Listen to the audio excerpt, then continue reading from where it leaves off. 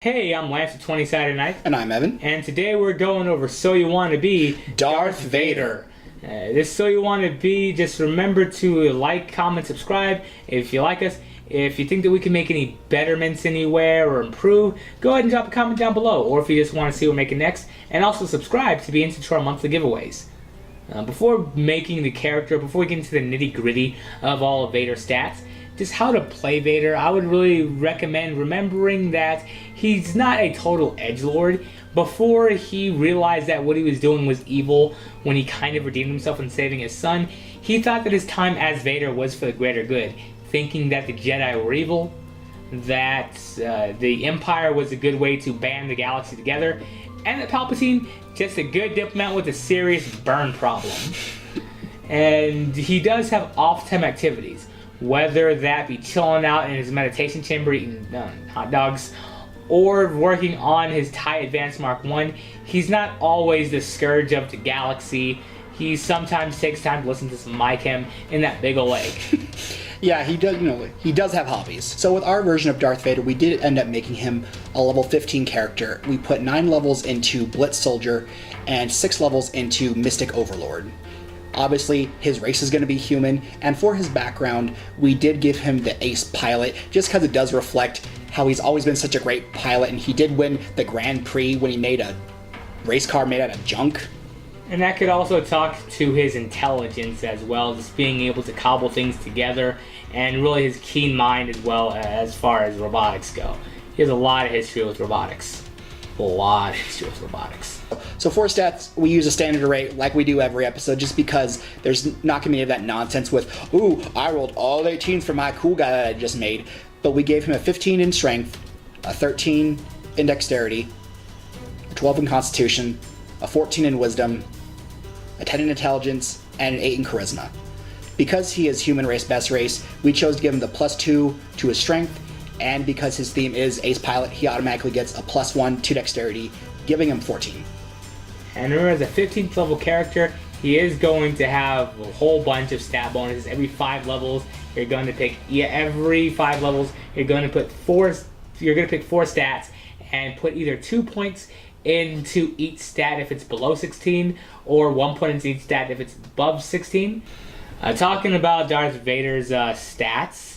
We really would prioritize, after putting in his base stats, prioritize putting a lot into strength as the top, followed by dexterity to increase his armor class. Constitution would be great for Vader, since he does pride himself on being frontline along with his 501st or whoever he's fighting with, not some diplomat in the back. And then wisdom to complement him being a mystic and the chosen one of the Force. And for his skills, just because he is 2 classes, he's going to have a crap ton of skills that he is trained in. So some of the skills that we focused on were engineering, because he made a robot and a car out of stuff he found, and also intimidation, because that's a solid case for intimidation. As far as the skills I chose, athletics, because he got those big old robot arms, so it wouldn't be a bad idea. This also complements his strength quite a bit, since you would be putting more points into strength and being a melee attacker. Do you think he still has to focus on leg day? Nah. And also piloting, since he's always been a prodigious pilot. I learned that word today on the word calendar, and I promised myself I'd use it. Good job. For his equipment, these iconic characters, he's not cheap. His total equipment is going to be 121,100 credits, and a lot of that on our side could just be explained away where the Empire does a good job of putting their best foot forward and making sure that they're flagship heroes. Darth Vader is a hero of the Empire. Yeah, he's just a hero. He's just a like good how guy. Himmler was the hero of the Third Reich. They want him to truly excel in what he does. His computer interface on page 82 of the Starfinder Armory is about 7,000 credits, and it's a level 7 item.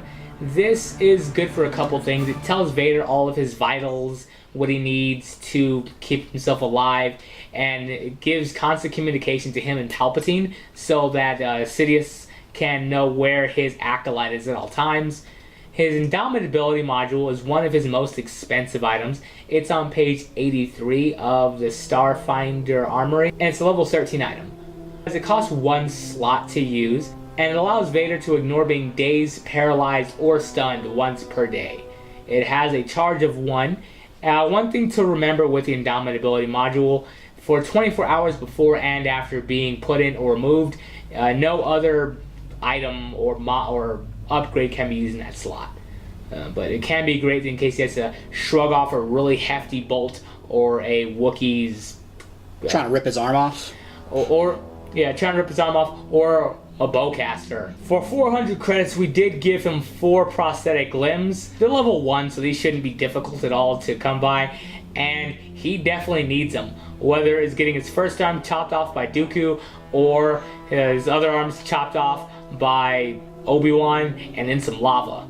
His next highest item is going to be his Red Star Plasma Sword. We couldn't really justify giving Vader a gun, but it's 54,300 credits, it's level 13, and it deals 48 electrical and fire damage.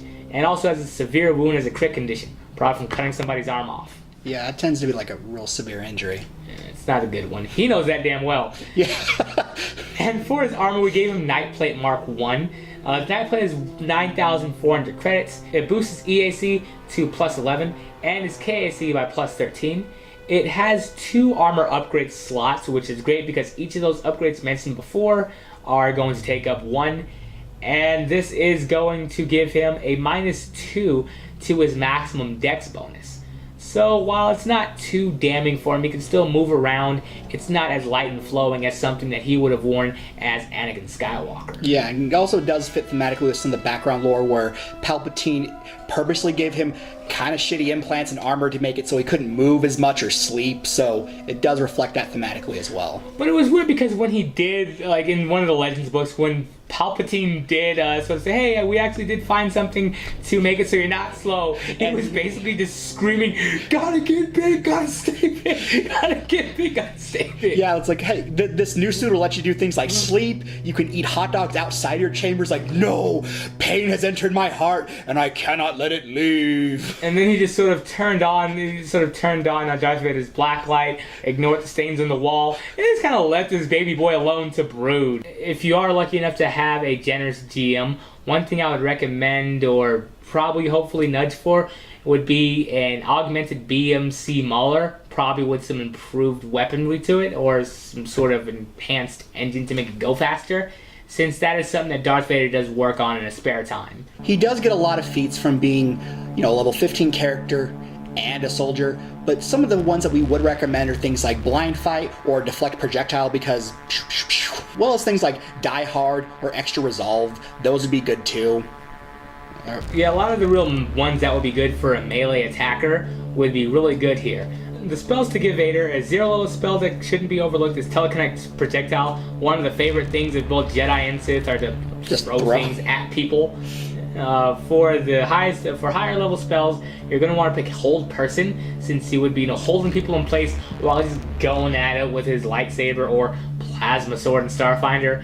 And then, of course, we couldn't make Darth Vader without giving him Psychokinetic Strangulation.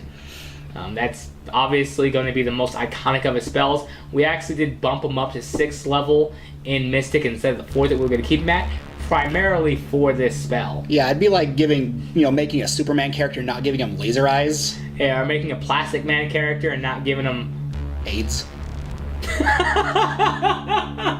Sorry, Matt Johnson, you know you got it. How I would play Vader outside of combat, really just how he was in the story or in the movies, make him an enforcer of the group. When your envoy is done talking all they can talk, as well as all of the other face characters or more role players, Vader will be the one to roll really high on intimidation checks. With Vader getting that plus 16 to intimidation, it really would make sense for him to throw that around as much as he can. Make him kind of snide too, as in Rogue One, where he told that one guy... Do not choke on your ambitions. Yeah, or after he was choking. Yeah, Vader always had sort of a sense of humor to him, even as Anakin.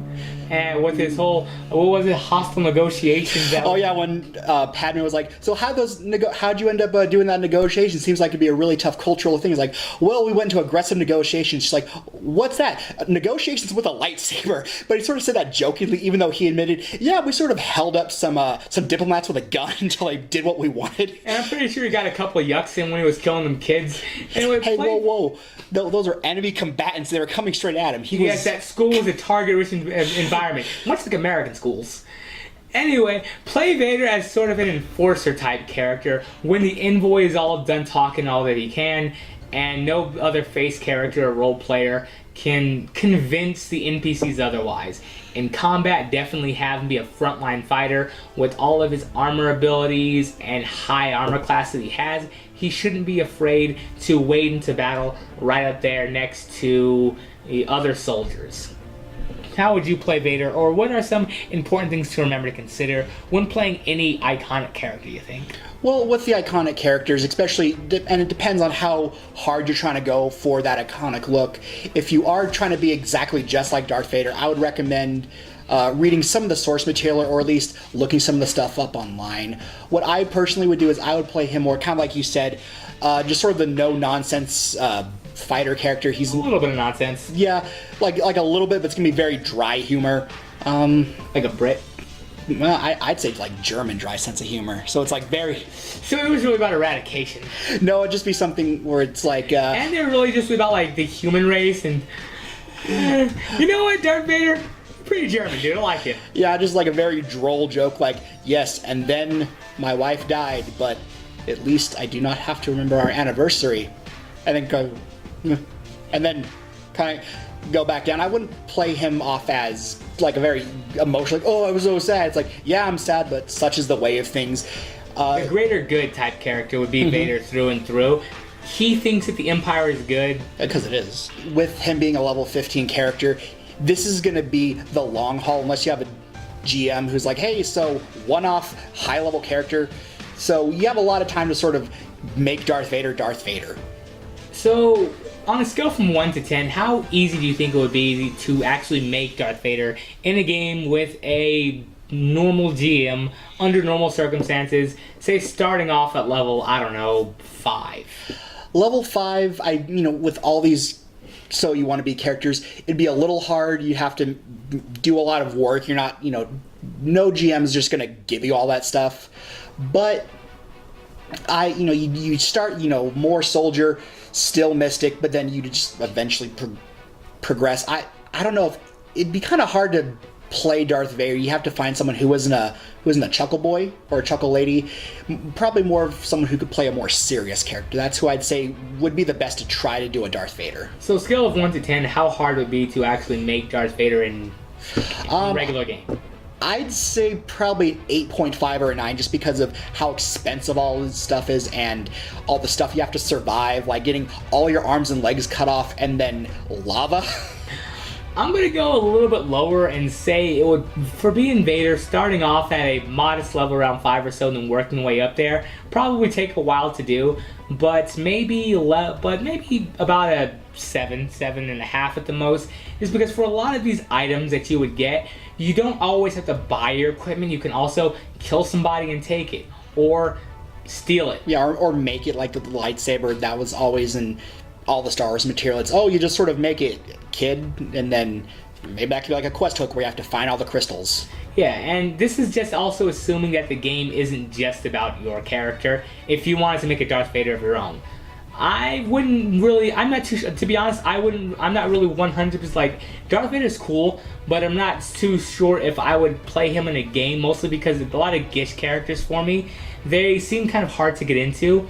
This one's kind of doing it for me, but Gish characters are always hard. And let's throw a War Cleric. War God.